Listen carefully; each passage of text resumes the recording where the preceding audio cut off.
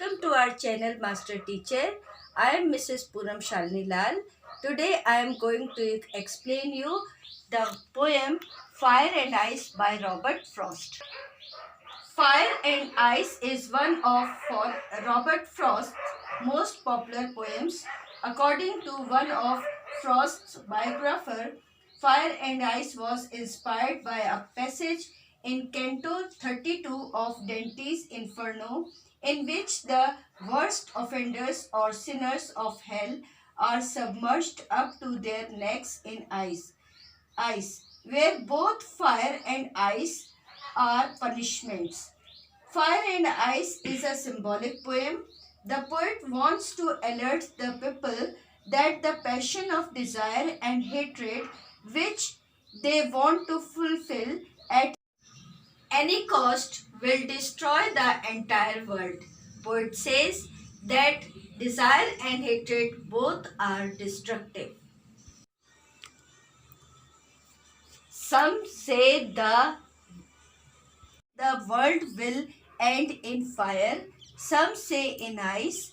From what I have tasted desire, I hold with those who favor fire.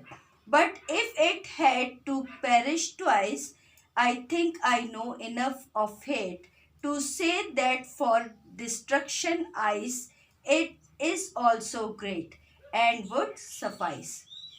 Desire means wish, hold means to take side, to perish means to die, suffice means be sufficient. First of all, let me tell you that the poet has not taken the literal meaning of fire and ice. Rather, fire means desire and ice means hatred. Fire and ice, both words are symbolic. Fire is the symbol of desire and ice is the symbol of hatred. Both are the self-destructing emotions of human beings, which are negative emotional energy of humans, which can cause the destruction of the world. Poet is talking about two types of people. Some say the world will end in fire, some say in ice. In these lines, poet says, some people say that the world will be destroyed by desire, and some people say that the world will be ruined or end by hatred. From what I have tasted desire, I hold with those who favor fire.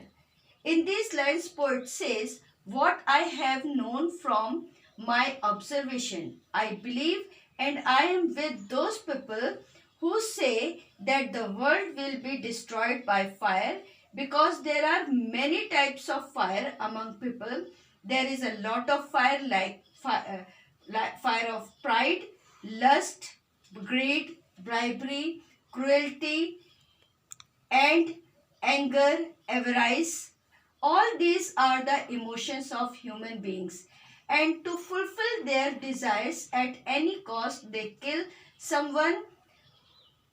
One country can fight another country. That is why the poet thinks that the world will end by fire of desire. But if it had to perish twice, the poet says in this line, if this world has to end twice, I think I know enough of hate. Poet says, I also know a lot about hatred. For example, if we put ice on our hand, then that part of the hand becomes insensitive. In the same way, hatred inside the human's being makes human insensitive, and he ruins the other in hatred. To say that for destruction ice is also great. The poet says here, there is so much hatred that this entire world can be destroyed. Therefore, I agree with those who say that the world will be destroyed by hatred and would suffice, because hatred is enough to end the world. In this poem, the poet says that some people say that the world will end with fire, and some people say that it will be destroyed by ice. But poet believes that the world will be destroyed by fire of desire. But if the world is to be destroyed twice, then the second time will also be destroyed by ice, means hatred, because there is too much hatred in the world. Question is, what is the rhyme scheme of the poem? A, fire, desire, fire are the same rhyming word, so we mark here A. Okay, and ice, twice, ice, suffice are the same rhyming word, so we mark here B. Hate and great are the same rhyming word, so we mark here C. So the rhyming scheme is A, B, A, B, C, B, C, B. Question is, which figure of speech are used in fire and ice? Number 1 is anaphora. Some say is repeated at the start of lines first and second. This repetition of a word or expression at the start of two or more consecutive lines is called anaphora.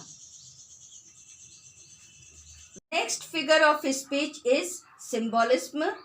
It is the key of poem because poet makes fire as the symbol of desire, passion, and ice as a symbol of hatred.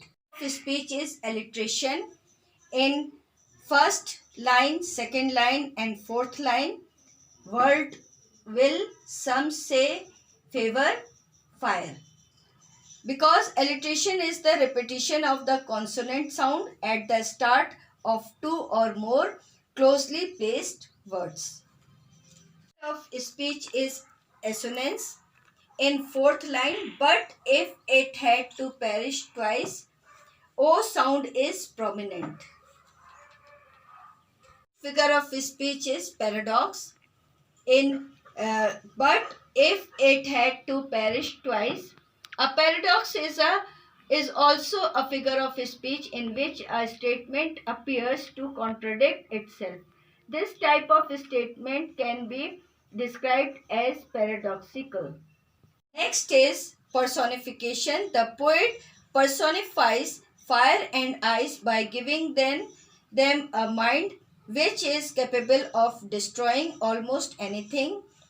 Personification is to give human qualities to inanimate objects. Helpful for you, hit the like button and subscribe to my channel and press the bell icon so that you get updated whenever I upload a new video. Till then, keep learning and keep watching. Bye bye.